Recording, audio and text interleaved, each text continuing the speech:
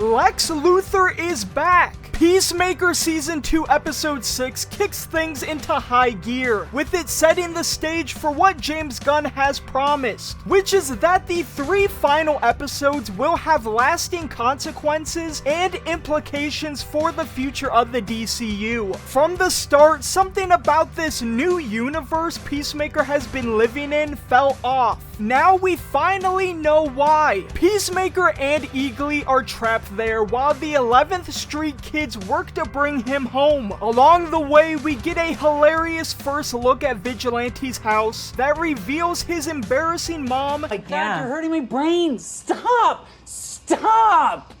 I'm sorry. And his basement that is loaded with drugs and drug money. When the group sets up the quantum unfolding chamber in his basement, it backfires by blasting drugs all over everyone in the room. Exploring this so-called best universe quickly gets darker. Harcourt crosses paths with Peacemaker's brother Keith, who assumes she's the version of Harcourt from his world. He offers her a ride to Argus, where she works. Meanwhile, Vigilante goes off to track down his alternate self, while Adebayo and John stay at the Smith household. At Argus, Harcourt is detained after drug-sniffing dogs smell the residue from Vigilante's basement. This is when Peacemaker finally arrives, and he still is reeling from the fallout of the last episode. The reunion is tense as he believes she betrayed him, but she insists all she did was save him. His mistrust cuts her deeply, and when he asks how she really feels about him, and again brings up the mysterious boat incident that we still don't know what that's about, her emotions begin to spill over. Peacemaker confesses his love as Harcourt breaks down, admitting she's a mess who starts bar fights just to feel something. Despite everything, he tells her he loves her anyway, but when asked about returning to his original